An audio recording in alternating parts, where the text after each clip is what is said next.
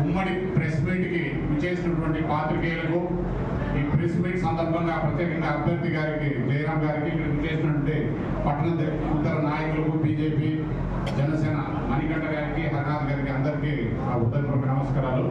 ఇది press meet come బయట సభ మాదిరే ఉంది, తప్పదు కాబట్టి.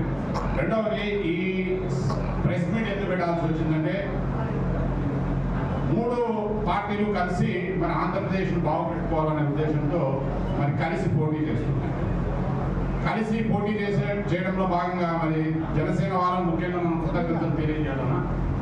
దాదాపు 24 సీట్లకు 170 సీట్లలో క్యాండిడేట్లను పోటీ పెట్టి నిలబెట్టగలిగిన శక్తి ఉన్నప్పటికీ మన దుర్మార్గమైన జగన్మోహన్ ఎదుర్కోవాల్సిన పరిస్థితిలో 24 సీట్లు ఒప్పుకొని దాంట్లో జాతీయ పార్టీ అయిన బీజేపీ కూడా పొత్తులో భాగంగా రావడంతో ఒక 3 సీట్లు త్యాగం చేసి మరి ఒక ఎంపీ సీటు త్యాగం చేసి ముందుకు వచ్చిన పవన్ కళ్యాణ్ గారికి ప్రత్యేక కృతజ్ఞతలు తెలియజేస్తున్నాం.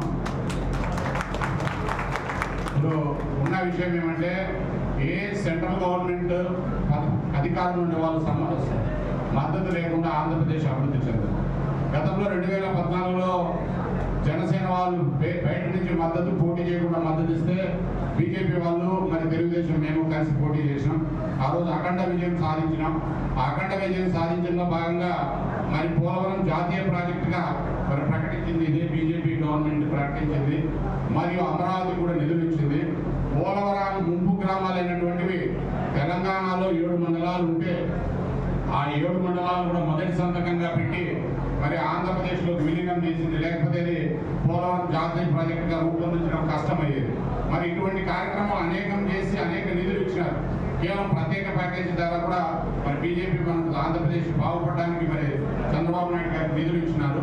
కాకపోతే వైసీపీ కుట్రపూరిత రాజకీయం వల్ల కొంత మనం బీజేపీకి దూరం అయ్యే పరిస్థితి వచ్చింది. స్పెషల్ స్టేటస్ మన దేశమంతా ఉన్న పరిస్థితుల్లో అది సాధ్యం కాని పరిస్థితిని రెచ్చగొట్టి మరి స్పెషల్ ప్యాకేజీతో ఆంధ్రప్రదేశ్ బాగుపడే పరిస్థితులు ఉన్నదాన్ని మరి మమ్మల్ని మిత్రుల మధ్య విభేదాలు సృష్టించి పక్కకు వచ్చే పరిస్థితి వచ్చింది. కానీ బీజేపీ గారు మరి జగన్మోహన్ రెడ్డి ప్రభుత్వం ఉన్నప్పటికీ అనేక నిధులు ఇచ్చినప్పటికీ మరి దానిను సక్రమమైన సద్వినియోగం చేసుకోకుండా రాష్ట్రంలో ఉన్న కంపెనీలను అన్ని పారద్రోలి రాష్ట్ర ఆర్థిక పరిస్థితి దిగజార్చి మరి సంక్షేమానికనే కేంద్ర ప్రభుత్వం ఇచ్చే నిధులన్నీ మరొస్తున్నాయి. కాబట్టి మరి నరేంద్ర మోడీ గారు అది అర్థం చేసుకొని ఆంధ్రప్రదేశ్ బాగుపడాలంటే దేశంలో ఒక భాగం ఆంధ్రప్రదేశ్ మీద ప్రేమతో మరి జాతీయ పార్టీ అయినప్పటికీ కేవలం 10 సీట్లతోనూ 6 ఎంపీ సీట్లతో సర్ది పెట్టుకుని ఆంధ్రప్రదేశ్ బాగుపరచాలనే ఉద్దేశంతో మరి కలవడం జరిగింది. ఇది అనైతికమైన విధానం ఏం కాదు.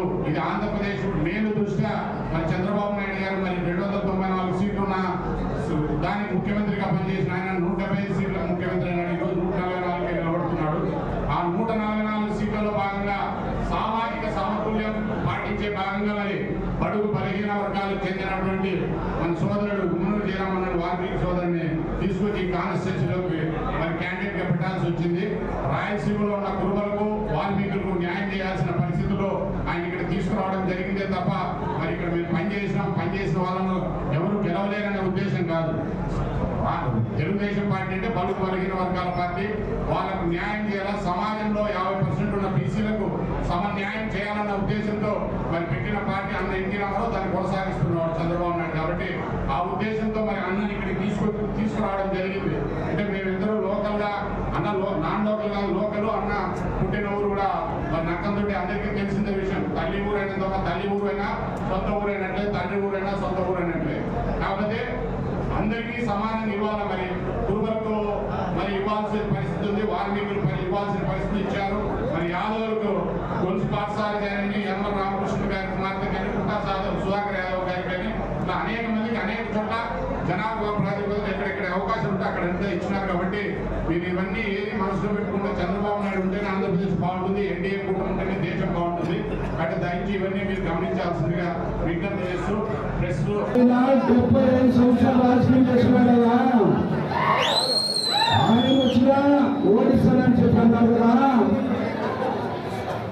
ఆయన కాదు, ఆయన శిష్యుడు గుంటూరు చేరం వచ్చాడు. గుంటూరు చేరం గుంటగానికి అడిగి పెట్టే లోపల కేరళ పంపినారు. కేరళకి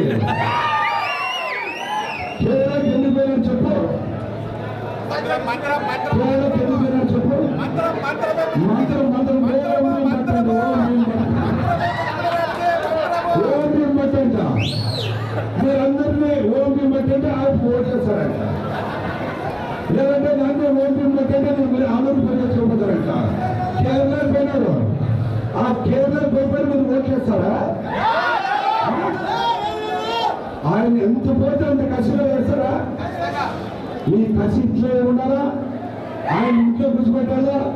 లేదంటే ఈ జూలై